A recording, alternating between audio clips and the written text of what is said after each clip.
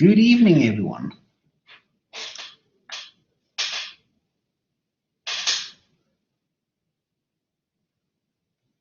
How is everyone doing?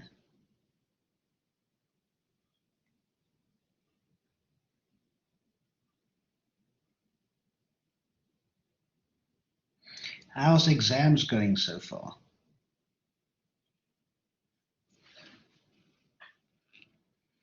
Stress, does that mean you have many more exams left or you are almost done and stressed about the last few exams?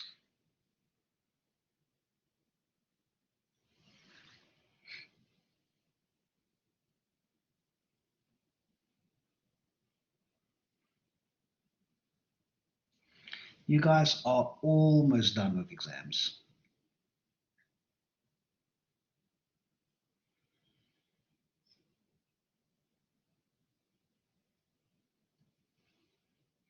Almost recess, guys, almost recess, and you will be doing fine with this exam. So this is also going to be a question and answer session. So that's why I'm here. If you have any questions, uh, I will help to the best of my abilities. I will also be available tomorrow virtually and via email and WhatsApp if you guys have any further questions.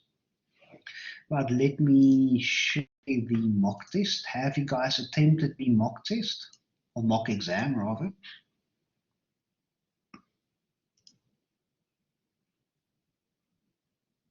So the exam is going to be the exact same format, the exact same difficulty as the mock exam. So for our exam, let me just check exactly the info. Yeah, we can go through the semester test memo as well. I have no problem with that.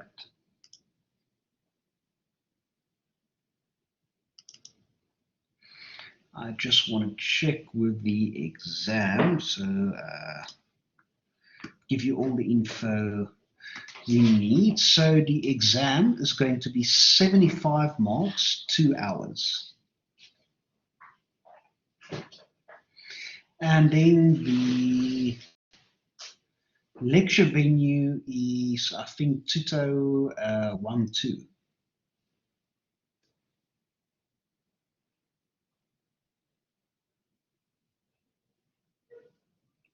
So if I'm also looking at your schedule for 6, that's perfect. Also load shedding happening at 6. So we'll disappear for a moment and then be back. But let's go through this memo and through the memo of the semester test as well. Why do you say, oh no, not Tuto 1-2?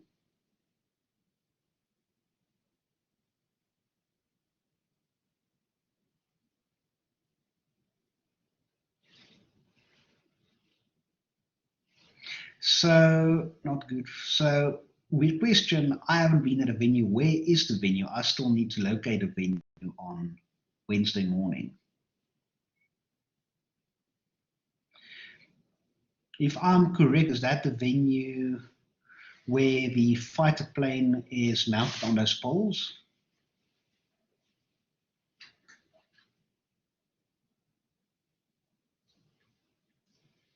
Ah, okay, they don't know where it is.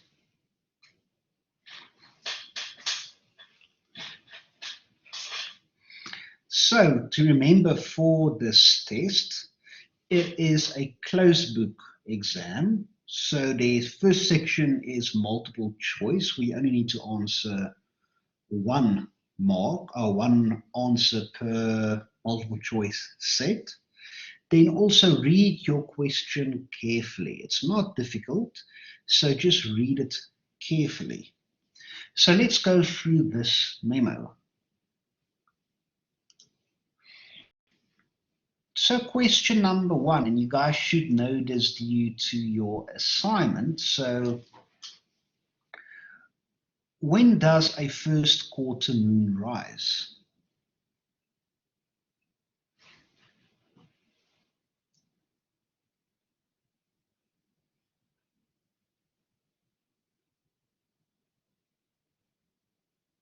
Yes, you guys are correct. This is an easy one. And that is number A. Then number 2, you guys should be know this by heart, is star A has an apparent visual magnitude of 13.4 and star B has an apparent visual magnitude of 15.4. Star A is this what, then star B?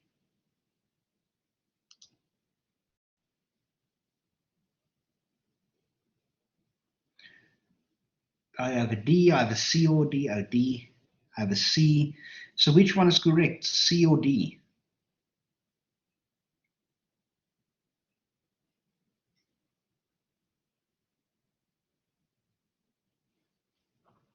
So yes, you are correct. Lower magnitude is brighter. So yes, the correct answer is D. So that means star A is 6.3 times brighter than star B.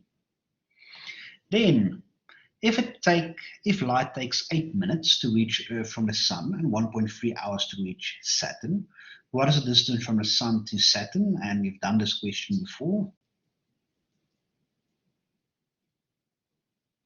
So yes, it's 9.75 AU. So you guys are happy how you get this answer?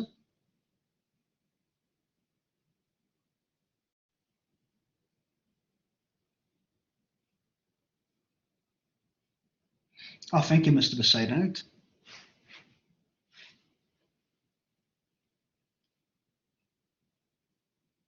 Then question 4.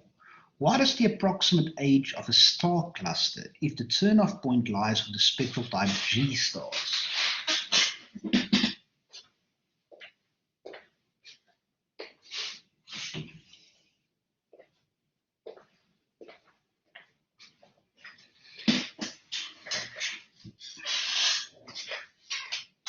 So we have a number C. What does the other, any other answers or possibilities? Number B. So the clue in this question is G-type stars.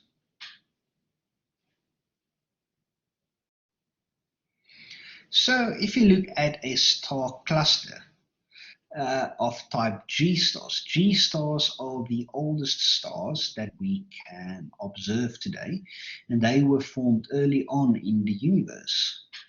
So G-type stars are around about 10 billion years old, and that is the turn-off point. So approximately, so what is the approximate age of a star cluster?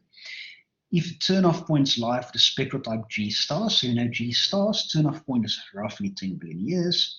So yes, that is answer C. So from this, it can't be 100 billion years because the universe is roughly 14 billion years old. So 2 million years is way too young. 2 billion years, that should be A or OB type association or ACE type star as well. But yes, so type C is it. You guys happy with that answer?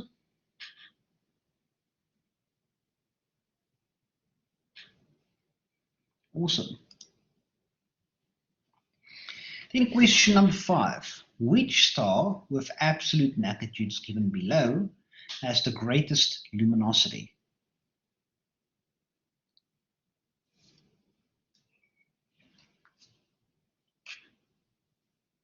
Yes, and that is an easy one. It's number D because it has a negative number, the highest negative number, which means it is the brightest.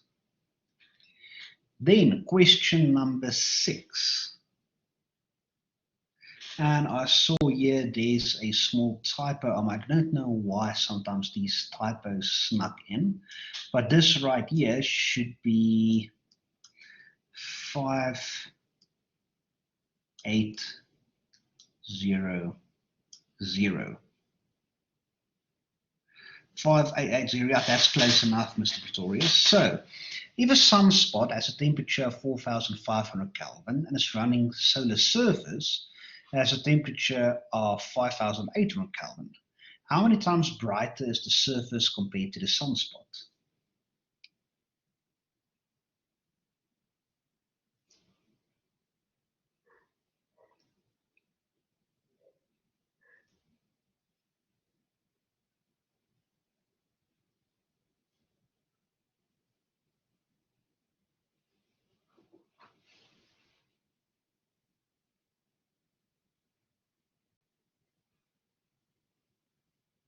I can't remember, Mr. Melville.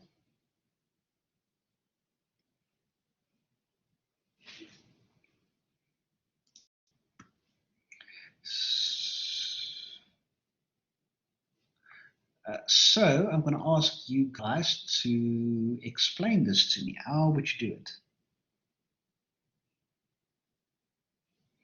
Show you an example of the formula sheet. Yes, I will. So let me quickly see if I can show you the formula sheet.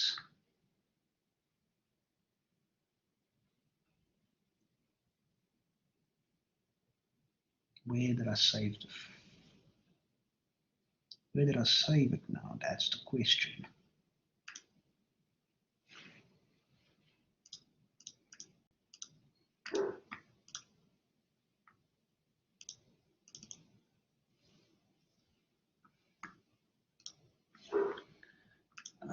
Let's see, it's this file.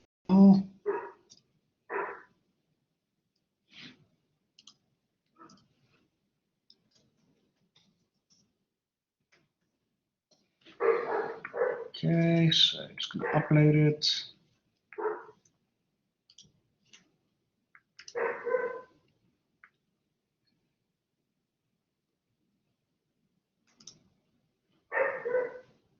Just bear with me for a moment.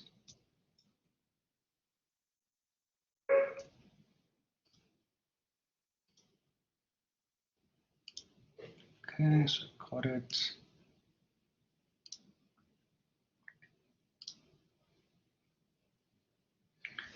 Where is the file? So desktop.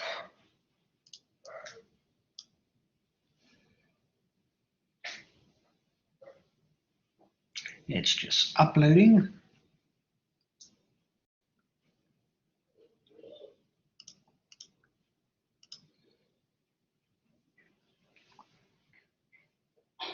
So this is the formula sheet you guys will get. So I literally just went through the entire textbook, and every formula that's in the textbook, I just put on the sheet, and that is what you guys are going to use.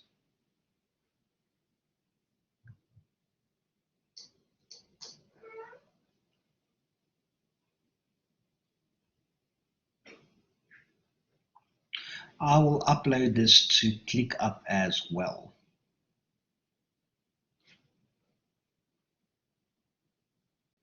So going back to our mock exam. No, so some of them so you're not going to use all of these formulas.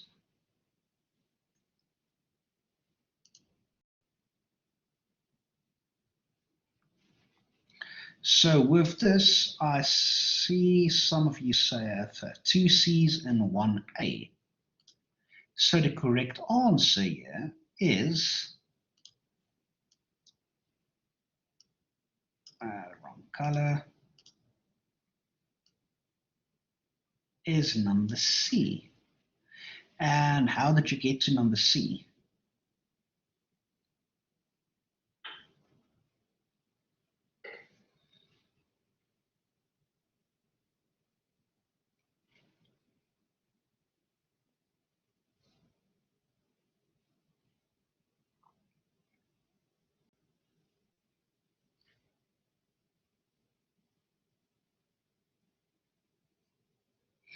Yes, Mr. Sebastian, you are correct. Energy is proportional to T to the power 4.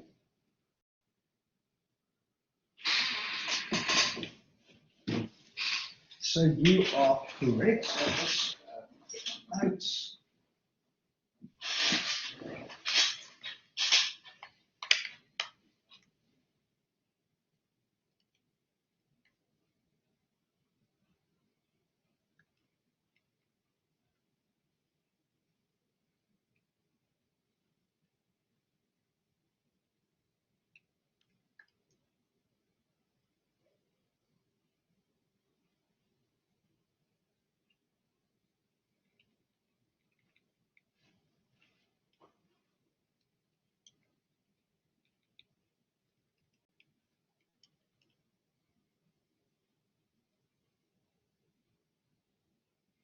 So yes, Mr. Melville, you are correct. But for this example, the only thing you need to know, which makes this easier, is we just basically need to one temperature over the other temperature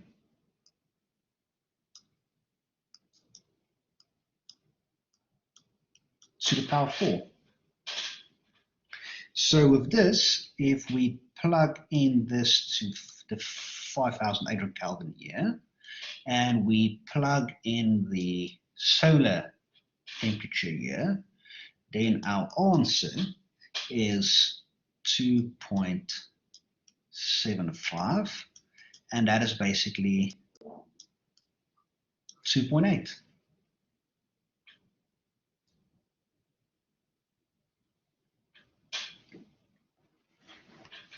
Are you guys happy with this explanation?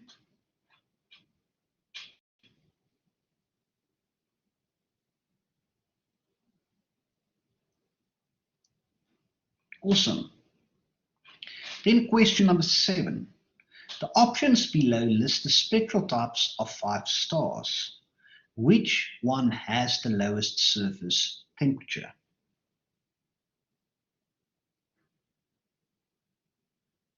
Yes, and that is easy. So M star has the lowest surface temperature. So remember the little rhyme, oh, be a fine girl, kiss me, or oh, be a fine guy, kiss me. M is one of the lowest spectral types. Then question number 8. What would be the phase of the moon if it was observed at a vernal equinox on the 21st March?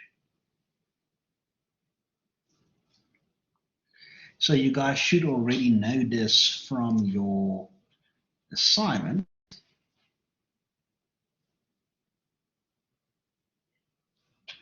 So 2Bs, are you guys sure about that?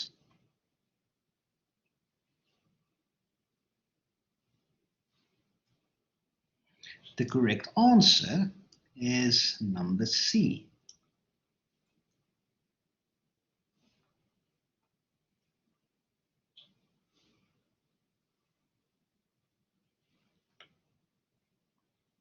So remember to the power 4, Mr. Pretorius.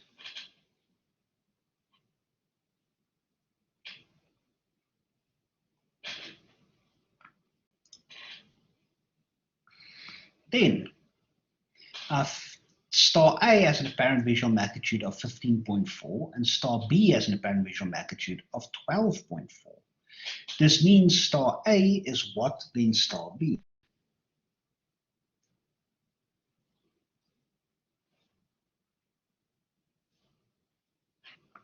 So yes, number C, 16 times fainter.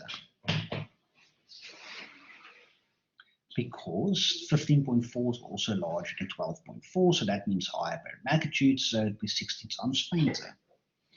Then question 10, the what is or are the hot gases that are the moving extension of the sun's corona?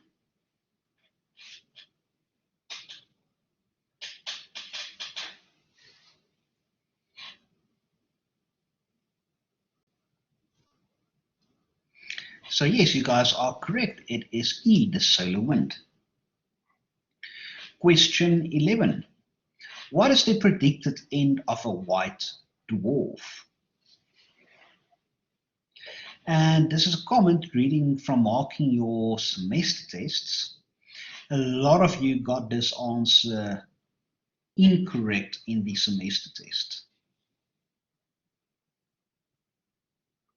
So what would happen is a black dwarf.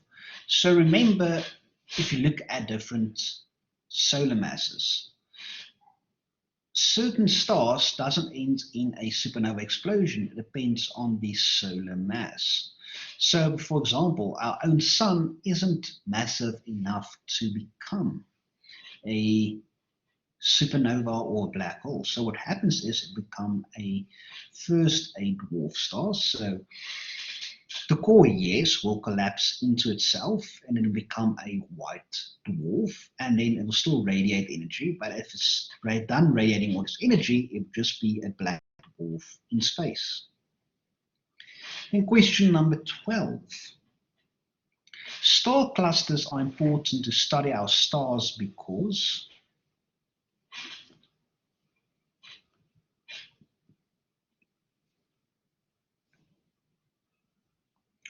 why do you guys say number C? And Mr. Mabel, I see you're still on planet 9.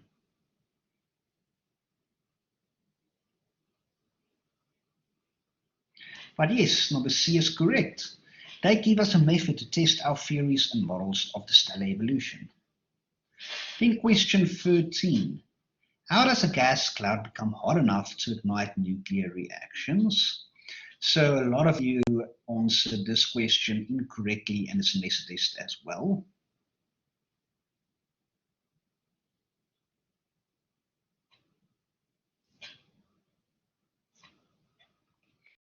But yes, it is through, on the B, through compression by its own gravity and also through compression by a shock wave that I asked in the semester test. So the age of the star cluster is almost equal to the stars in it, right? Yes, that is correct. So question 14. On the HR diagram, white dwarfs are found in what or where?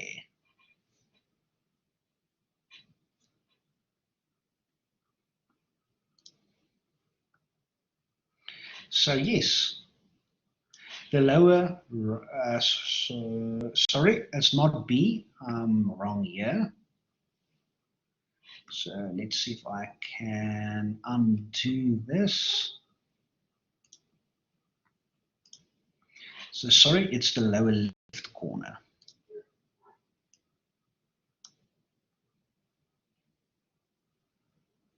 Lower left corner below the main sequence star. So if it was the lower right corner, then that would be L dwarfs. So number 15. Which star on the list below has the greatest diameter?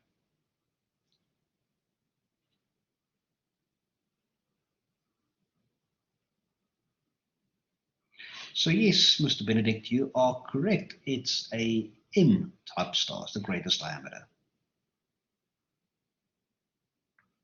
So question 16. The human body temperature is 310 Kelvin. So what kind of radiation do we emit? Yes, infrared light. You guys are correct. Number B. In question number 17, Kepler's first law of planetary motion implies that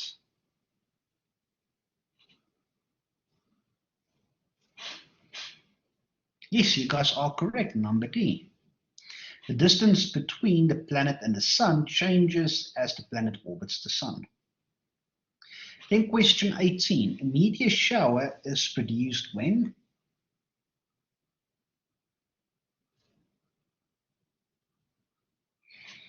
Yes, number D is correct, when Earth passes through the path of a comet. Then question 19.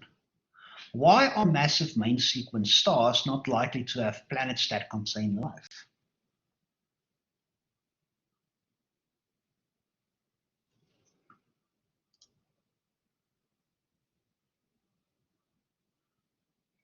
Yes, you guys are correct. Number D is correct. So these stars are too on the main sequence for too short while for life to evolve on those worlds. Then question 20. The moon has no magnetic field implies that. So yes, you guys are correct. The moon's core contains little, if any, molten iron. Then a bit of the longer questions is how does, so question 21 is how does a gas cloud becomes hot enough to ignite nuclear reactions?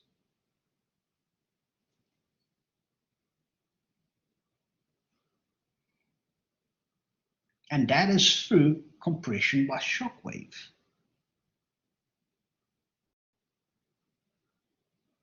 Then question 22. Give 3 properties of quasars that make them very strange objects.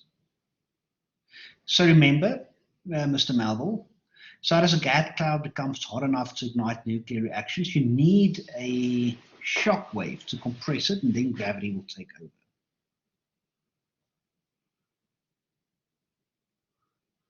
So give 3 properties of quasars that make them very strange objects. So for the 3 objects, our quasars are very far away, they are very small, and they are superluminous. In question number 23, what would you see if you were on the moon and facing Earth when people on Earth saw a total lunar eclipse?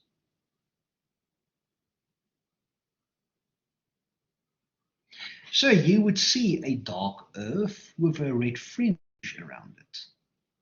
So number 22, so the 3 properties I'm looking for is a quasar is very far away, is very small, and is superluminous. Then question number 24. What advantages does a large diameter astronomical telescope have over a smaller one?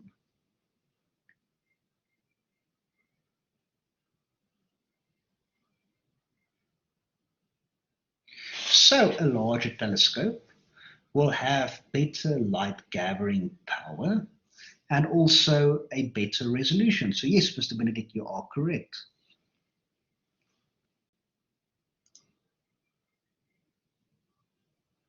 Superluminous, very far away, and last one is very small.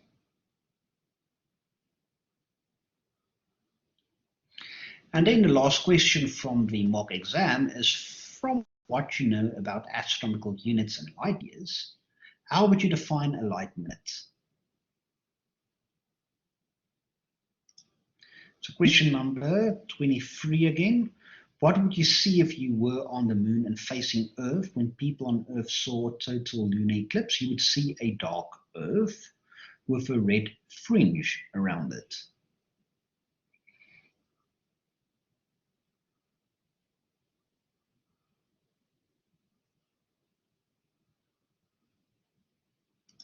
So you see, this is not a difficult mock exam.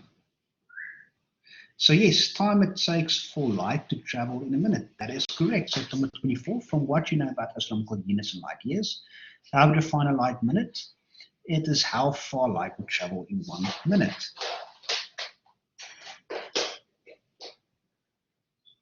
So would you get a marks if you said you would see Earth eclipse in the sun? Yes, you would see that as well. You get marks for that as well. That will be 1 out of 2 marks.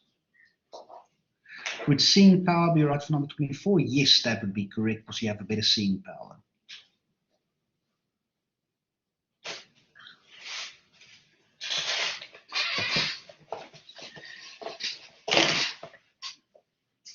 So you guys see, this isn't too bad, right?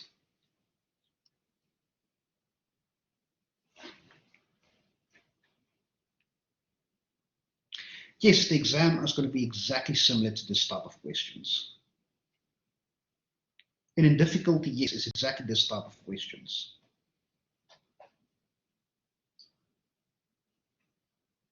So this may be a daft question, but is there any section we should focus on, or is it really anything goes?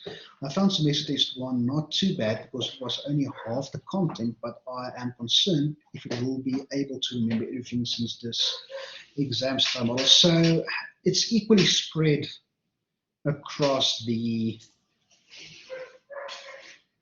all work. Unfortunately, I have to test you on all work. But since you asked, there are not many people in the class, I'm just going to quickly stop the recording, then start recording again to give you guys one tip because you took time out of your day to attend this class. So let me just quickly stop the recording and then start it